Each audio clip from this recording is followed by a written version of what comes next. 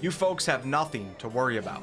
I've been defending the outskirts of civilization from foes larger and more savage than you could ever even imagine.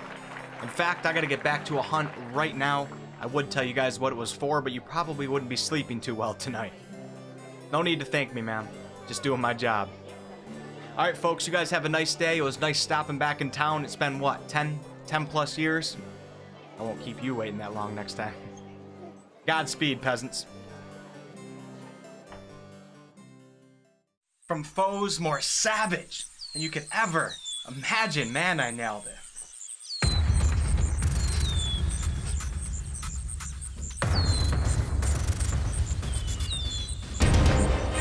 Stay back. Oh, shit. Stay back. For freedom!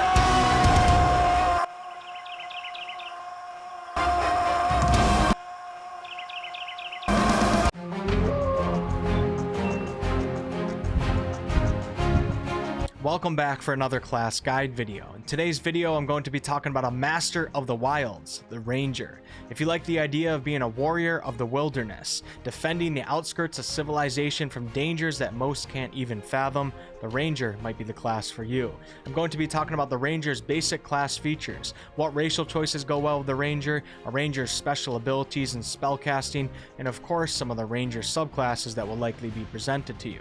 As always, keep in mind that we have not seen the full ranger in Baldur's Gate 3 yet, so some things are subject to change, but this video should still serve as a solid foundation for understanding what this class is all about. I'm going to be basing this video off the Player's Handbook Original Ranger class. As some of you know, a revised ranger class was created, but we're not really sure what Larian Studios is going to use for Baldur's Gate 3. If you guys end up enjoying this video, please subscribe for there will be much more Baldur's Gate 3 content on the way. I've done a ton of other class guides as well as many other Baldur's Gate 3 videos, so head into the channel and check those out if you're interested. Links to my Twitter and my Discord server will be below. Let's get right into it.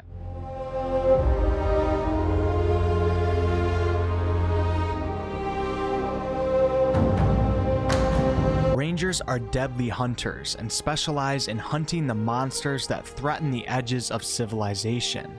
Their combat training is focused on techniques that are particularly useful against their favored foes. They possess immense knowledge and experience for living in the wild, a place that many others are scared to even step foot in. The martial arts and possessing great agility are natural traits for many rangers, but they also acquire the ability to cast spells that harness nature's power.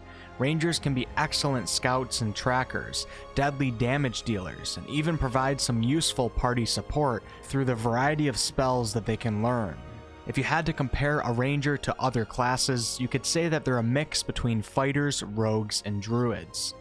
Let's talk about what abilities you might want to invest into with the ranger, and then we'll get into what racial choices go best with this class. The most obvious ability to invest into is dexterity. Dexterity not only makes sense from a role-playing standpoint, but it also will support the two very commonly used fighting styles for the ranger, archery and two-weapon fighting, which is dual wielding. Your next two ability scores to focus on will likely be Wisdom and or Constitution.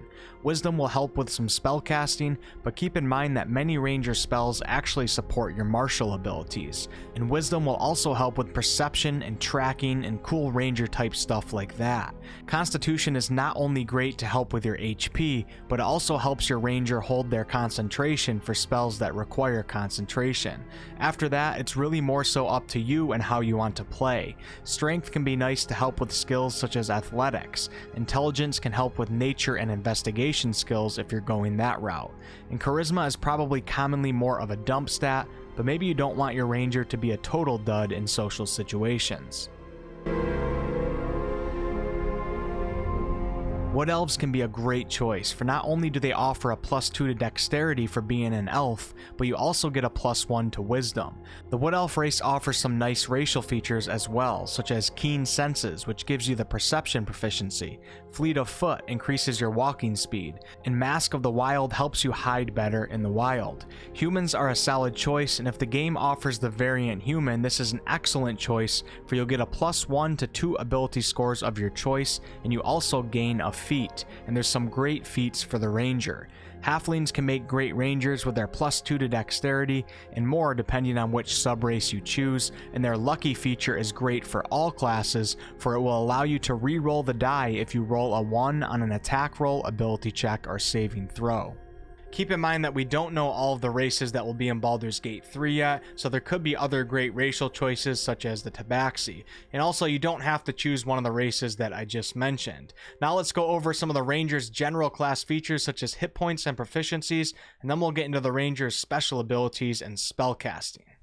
As a ranger, you'll have hit dice of 1d10, which is definitely above average. This means that you'll start with the max of 10 HP at level 1, and each additional level that you gain, you'll either roll a 10-sided die and add the results to your current HP, or if you use the fixed rate system, you will add 6 HP per level.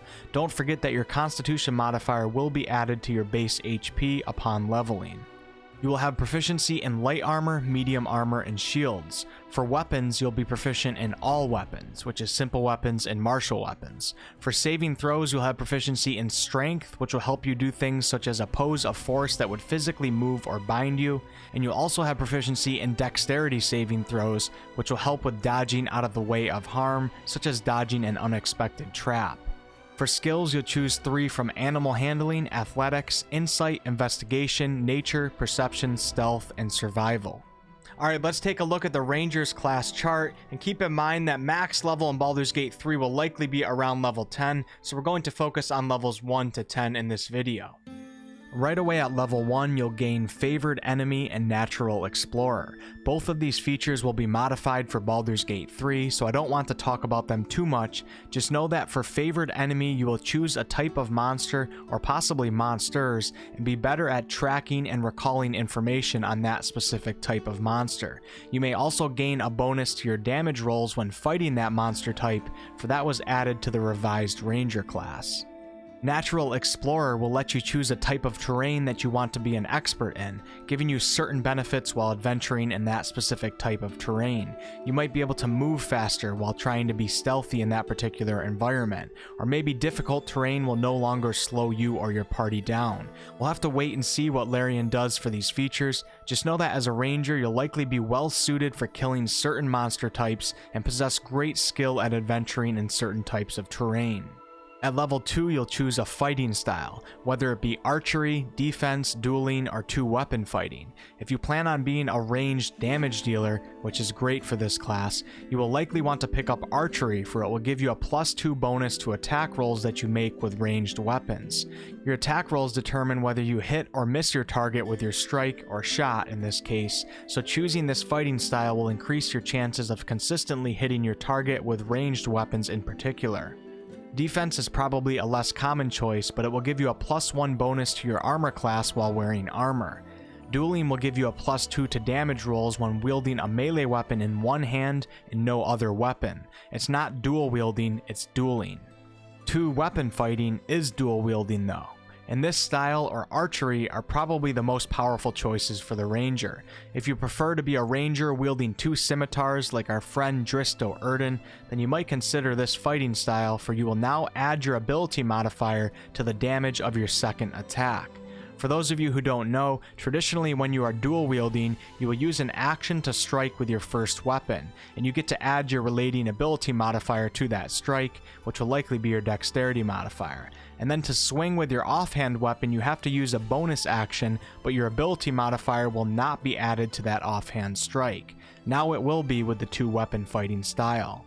Also at level 2, you'll gain spellcasting and access to the ranger spell list. If we take a look at the right side of the chart here, you can see a spells known column. This is telling you how many spells that you'll know pertaining to which level you are. At level 2, you'll be able to learn 2 spells, and when you reach level 10, you will know 6. When a ranger chooses a spell, that spell is stuck with you until you level up again, where you can replace it if you don't like it or have a better option. Rangers do not use prepared spells like classes such as the Druid does, so the spells that you learn are important decisions, for you cannot swap them out after long rests like other classes can. To the right of the spells known column, we have our spell slot per spell level chart, telling us how many spell slots and of what level we'll have at our disposal. Spell slots are kind of like your resource pool for casting spells. If you want to cast a level 3 spell, you have to have a level 3 spell slot or higher available for use. If you want to cast a level 2 spell, you have to have a level 2 spell slot or higher available, and so on. At level 2 as a ranger, you'll have 2 level 1 spell slots, and at level 10 you will have 4 level 1 slots, 3 level 2, and 2 level 3 spell slots. This tells us that if the game turns out to be max level 10, as a ranger you will not be casting spells that are higher than level 3. The Ranger's spellcasting list is smaller than many other spellcasters' lists because they're not a primary spellcaster, but they do have some great spells to choose from, and many of which are shared with the Druid class. I'm going to go over a few of them and then we'll get into the Ranger's subclass choices. Hunter's Mark is the quintessential ranger spell, and it's a level 1 spell where you'll choose a creature that you can see and mystically mark it as your quarry. You'll deal extra damage to that target as long as the spell is active, as well as some other benefits. Good Berry is another level 1 spell, and it will make berries appear in your hand, which will restore HP. There's also some other healing spells that are better than Good Berry, but I'm not going to talk about them in this video. Spike Growth is a level 2 spell that will create hard spikes and thorns in an area that will deal damage and slow enemies. Great spell. Conjure Animals is a level 3 spell that does as you would expect, summons creatures that can fight with you. And the last spell that I'll mention is a level 2 spell called Pass Without a Trace, which will create a veil of shadows and silence radiating from you, masking you and your companions from detection. This will give you and party members that are close enough to you a big bonus to dexterity stealth checks. This can be really useful for stealth missions. There's many other spells to choose from, and we'll see how many of these spells are actually included in the game, but I would assume a good amount of them will be. Now on to the long-awaited Ranger archetypes, which is your subclass choice. I'm going to go over the 2 subclasses in the player's handbook, then I'm also going to quickly go over the subclasses in Xanathar's Guide to Everything, because they're really damn cool, and I have a feeling some of them will be included in this game, like the GLOOM Stalker. First up is the Hunter, a subclass choice that will allow you to learn specialized techniques for fighting the threats that you face. Right upon choosing this subclass, you will gain Hunter's Prey, which will allow you to choose one of the 3 features. Colossus Slayer will deal extra damage to a creature that you hit that has already taken damage. Giant Killer will let you use a reaction to attack a creature that is of a large size or larger if that creature is within 5 feet of you and hits or misses you with an attack. Horde Breaker will let you make another attack on a different creature that is within 5 feet of the original target that you attacked. This reminds me of Dristo Erden and when hordes of enemies come at him. Then at level 7 you will gain Defensive Tactic, which will let you choose between 3 features once again. Escape the Horde makes opportunity attacks against you have disadvantage. Multi-attack defense will give you an AC bonus on subsequent attacks from a creature that just hit you with an attack. And Steel Will give you advantage on saving throws against being frightened. If the game stretches us to level 11, as a hunter you'll be able to choose between Volley and Whirlwind Attack, which are pretty awesome. Volley basically lets you make a ranged attack at all enemies that you can see, and Whirlwind Attack is a melee-based attack that lets you attack all enemies within 5 feet of you. Next up is the Beastmaster subclass, which is where you embody an extraordinary friendship between you and a special beast. This is a cool subclass, but overall it's been deemed as underpowered in D&D. Let's hope that's changed for Baldur's Gate 3. Right away at level 3 you will get Ranger's Companion, which will give you a beast companion that accompanies you on your adventures and is trained to fight. As you level up at certain milestones, your beast will gain new features and become more powerful. You might have your beast fight up close and personal with you, or maybe you send him ahead while you rain arrows on your enemies. Some of the beast choices may include a wolf, panther, hawk, or maybe even a snake. I'll leave it at that, for we will wait and see what Larian Studios does with this subclass choice. Alright, now on to the subclasses offered in Xanathar's Guide to Everything. Gloom GLOOM Stalker Rangers are hunters and assassins of the dark. You'll get dark vision and also be invisible to other creatures who have dark vision. You'll gain bonuses to initiative, gain an extra attack, and also gain proficiency in wisdom saving throws. If the game goes to level 11, you'll even be able to turn a missed strike into another strike. You'll also learn additional spells at levels 3, 5, and 9, Disguise Self, Rope Trick, and Fear. This subclass is kind of like being a rogue ranger. It's really cool and powerful, and those of you who like to stalk in the shadows, this is the subclass for you. The Horizon Walker subclass are rangers that guard the world against threats that originate from other planes. They are good at dealing with otherworldly magic. You'll be able to sense portals, step through planes, deal extra force damage, and possibly learn to teleport before each of your attacks to an unoccupied space.